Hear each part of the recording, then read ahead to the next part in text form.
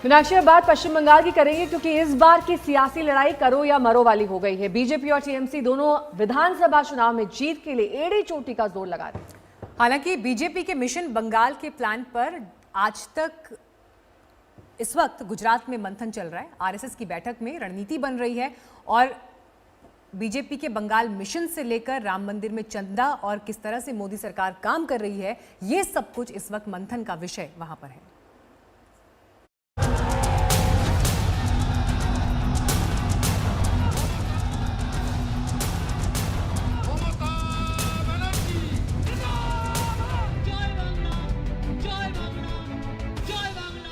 ममता की घेराबंदी का पुख्ता प्लान बन रहा है। बंगाल का रण बीजेपी के लिए आरएसएस का प्रण।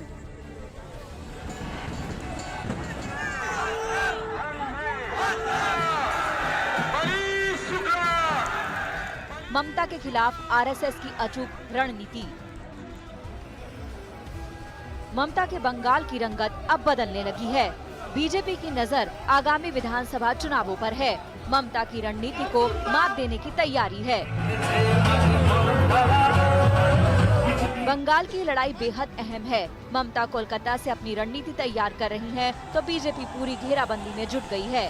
क्या है बीजेपी का एक्शन प्लान, कैसे पार्टी उसे अमल में ला रही है, आपको बताते हैं। कोलकाता और बंगाल के दूसरे इलाकों में बीजेपी की चुनावी टीम मैदान में कूद पड़ी है, तो दिल्ली से भी बीजेपी बंगाल के सियासी बिसात पर अपनी चाल चलने लगी है। वहीं गुजरात के गांधीनगर में आरएसएस के चिंतन शिविर में भी बंगाल प्लान पर मंथन होने लगा है। 2016 के विधानसभा चुनावों में महज 3 सीटें जीतने वाली बीजेपी इस बार कोई ढिलाई नहीं बरतना चाहती। अपनी लड़ाई को और धार देने के लिए पार्टी ने संगठन का सहारा लेना शुरू कर दिया है। गांधीनगर में चल रहे आरएसएस के मंथन शिविर में कल भी बंगाल फतह की रणनीति पर दिग्गजों ने राय रखी। सूत्रों के मुताबिक बैठक में राय बनी कि बीजेपी को बंगाल में मजबूत करने के लिए गुजरात मॉडल अपनाया जाए। बंगाल को जोन में बांटकर पार्टी प्रभारियों को जिम्मेदारी सौंपी जाए, जो स्थानीय नेतृत्व का मार्गदर्शन करें। बंगाल के गांव-गांव तक बीजेपी की पहुंच बनाई जाए। बीजेपी कार्यकर्ताओं को बूथ स्तर के माइक्रो मैनेजमेंट के गुर सिखाने के भी प्लान है। बंगाल चुनाव को लेकर भी बहुत सारी चर्चाएं हो रही है, तो राम मंदिर का मुद्दा क्या बंगाल चुनाव में शामिल होगा? ये राम जन्मभूमि पर मंदिर का निर्माण ये राष्ट्र का मुद्दा है, चुनाव का नहीं। हिंदुस्तान में तो चुनाव रोज कहीं ना कहीं होते रहते हैं। अभी मार्च के महीने में उत्तर प्रदेश में ग्राम सभा के चुनाव, बंगाल में तो अभी काफ़ी देर बाद है। यहाँ चुनाव एक सामान्य बात है हिंदुस्तान के लोकतंत्र में। राष्ट्र के विषय चुनाव के विषय नहीं होते। 294 विधानसभा सीटों वाले बंगाल को बीजेपी ने 5 क्षेत्रों में विभाजित कर रणनीति बनाई है। उसे अमल में लाने में आरएसएस की भूमिका बेहद अहम है। आरएसएस की योजना ये भी है कि राम मंदिर निर्माण के लिए बंगाल में अभियान चलाया जाए। इससे एक तीर से 2 निशान साधे जाएंगे। एक और जहां राम मंदिर निर्माण का मुद्दा उठेगा, तो वही दूसरी ओर बंगाल में हिंदुओं को एकजुट करने की कोशिश भी होगी। बीजेपी अपने तरकश के तमाम तीर आजमा रही है। अब संघ भी मैदान में उतर चुका है। वैसे बीजेपी के दिग्गज तो मिशन बंगाल पर पहले से ही एक्शन में है। भारत की राजनीति में बंगाल ने सेट किए हैं। एडमिनिस्ट्रेशन का संपूर्ण राजनीतिकरण कर दिया गया है, राजनीति का संपूर्ण अपराधीकरण कर दिया गया है और भ्रष्टाचार को इंस्टीट्यूशनलाइज कर दिया गया है। ये तीनों ट्रेंड लोकतंत्र के लिए और जनता के लिए बहुत खतरनाक है।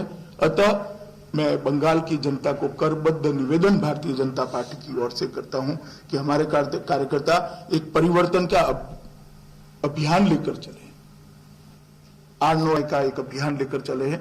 आप कृपया इनके साथ जुड़िए। बंगाल ने हिंसा का लंबा दौर देखा है। बीजेपी प्रभारी कैलाश विजयवर्गीय के रोड शो पर अभी 2 दिन पहले ही जूते चप्पल फेंके गए। 10 दिसंबर को विजयवर्गीय नड्डा के काफिले पर पथराव भी हुए। ऐसे तमाम मसलों को लेकर ममता दीदी की सरकार बीजेपी के निशाने पर रही है। देखिए, भारतीय जनता पार्टी का जैसे जैसे प्रभाव बढ़ रहा है और ममता जी की जैसे जैसे जमीन खिसक रही है, वैसे बौखलाहट में उनके निर्देश पर वहाँ के कार्यकर्ता चारों तरफ हमले कर रहे हैं। पिछले एक सप्ताह के अंदर हमारे 2 कार्यकर्ताओं की हत्या भी कर दी और कम से कम 15-16 स्थानों पर उन्होंने हमले किए। तो बंगाल अभी जिस स्थिति में है, हम कह सकते हैं कि अराजकता है वहाँ, डेमोक्रेसी नहीं है और तानाशाही है। इस बार ममता को मात देना बीजेपी के लिए कितना आसान या कितना मुश्किल है, इसका आकलन करने में सियासी पंडित जुटे हुए हैं। लेकिन एक बात तो तय है कि अपनी आक्रामक रणनीति से बीजेपी ममता की बाजी पलटने में कोई कोर कसर नहीं छोड़ रही है। राजगढ़ से पंकज शर्मा के साथ मनोज्ञा लोईवाल, कोलकाता, आज तक। ममता ने अपनी अचूक रणनीति के सहारे 2011 में लेफ्ट को सत्ता से बेदखल कर दिया था। उनके सत्ता संभालते 10 साल अब पूरे हो चुके हैं। लेकिन इस बार 2011 वाली स्थिति नहीं है। बीजेपी पूरा जोर लगा रही है। लेफ्ट कांग्रेस ने हाथ मिला लिया है तो ओवैसी ने भी ममता बनर्जी की मुश्किलें बढ़ा दी हैं।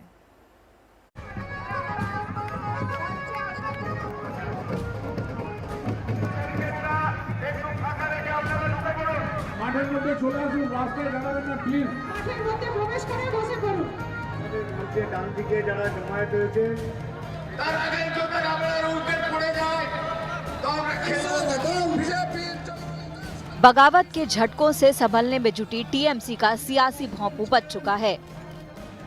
मिदनापुर की धरती पर इन रैलियों और चुनावी जनसभाओं से बंगाल की चुनावी तपिश का अंदाजा लगाया जा सकता है। मिदनापुर उसी दक्षिणी बंगाल का हिस्सा है जिसके पास सत्ता की चाबी है, यानी दक्षिण बंगाल का वोट बैंक ही तय कर देगा कि कौन ताज पहनेगा। लिहाजा सत्ताधारी टीएमसी हो या दमदार चुनौती दे रही बीजेपी, दोनों पार्टियां दक्षिण बंगाल पर पकड़ बनाने की पुरजोर कोशिश में हैं। प्रोवोक करना चाह रही है और पूरे माहौल को बिगाड़ना चाहती है। जो बंगाल में लॉ एंड ऑर्डर नहीं है, चुनाव होगा कि नहीं होगा। बीजेपी के चैलेंज के बीच ममता के सामने सबसे अहम सवाल ये है कि उनके लिए इस बार की लड़ाई कितनी मुश्किल है। क्या बीजेपी की आक्रामक रणनीति के आगे ममता का किला ध्वस्त हो जाएगा? सवाल ये भी है कि क्या लेफ्ट कांग्रेस की जुगलबंदी ममता की सियासत के लिए परीक्षा वाली है? ममता के सामने चौथा और अहम चैलेंज है ओवैसी का। हाल ही में बंगाल दौरे से लौटे असदुद्दीन ओवैसी ऐलान कर चुके हैं कि वो इस बार सियासी दांव आजमाएंगे। कि आप लोग क्यों भूल जाते हैं कि सिर्फ मुसलमान ही है, भाई हिंदू भी है, ब्राह्मण है, अपर कास्ट है, दूसरे कम्युनिटीज़ के भी वोट हैं, तो इस सब की नज़र से मुस्लिम वोट पे क्यों होती है? तो भाई हम तो ये नहीं कह रहे हैं, हम तो कह रहे हैं कि हम सबको साथ लेकर इलेक्शन लड़ेंगे और सबका वोट हासिल करने की कोशिश करेंगे। जम्मू कश्मीर और असम के बाद पश्चिम बंगाल में सबसे ज्यादा मुस्लिम है। यहाँ 27% आबादी मुसलमानों की है। ओवैसी की पूरी चुनावी रणनीति मुस्लिम वोट बैंक के इर्द गिर्द है, ताकि बिहार के सीमांचल में मिली कामयाबी वाला फॉर्मूला बंगाल चुनावों में भी अपना रंग दिखा सके।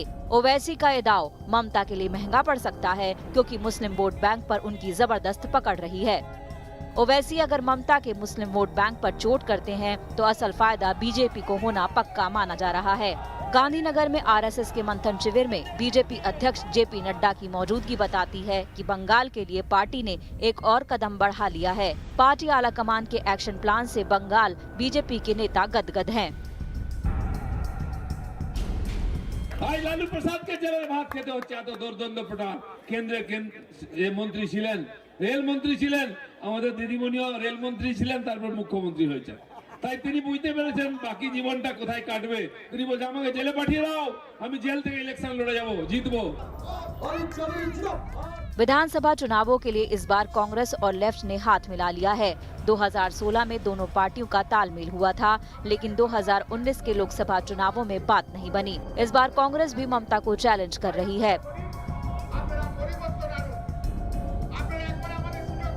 তৃণমূল পার্টির যারা করতে পারছেন না, যারা বিজেপিতে যেতে পারছেন না, তাদেরকে বলবো কংগ্রেসে যোগদান করুন। কংগ্রেসের দরজা আপনাদের জন্য খোলা আছে। नए साल में नए प्रण के साथ तमाम पार्टियों ने ताल ठोक दी है। अब फैसला बंगाल के मतदाता करेंगे। उनका वोट ही बताएगा कि बंगाल को किस पर भरोसा है। बांकुरा से अनिल गिरी और बर्दवान से सुजाता मेहरा के साथ मनोज्ञा लोईवाल, कोलकाता, आज तक। नमस्कार, मैं हूं अंजना ओम कश्यप। हमें उम्मीद है ये वीडियो आपको पसंद आया होगा। लेटेस्ट खबरों के लिए यूं ही देखते रहिए आज तक और इस वीडियो के पसंद आने पर लाइक, शेयर एंड सब्सक्राइब करना ना भूलें।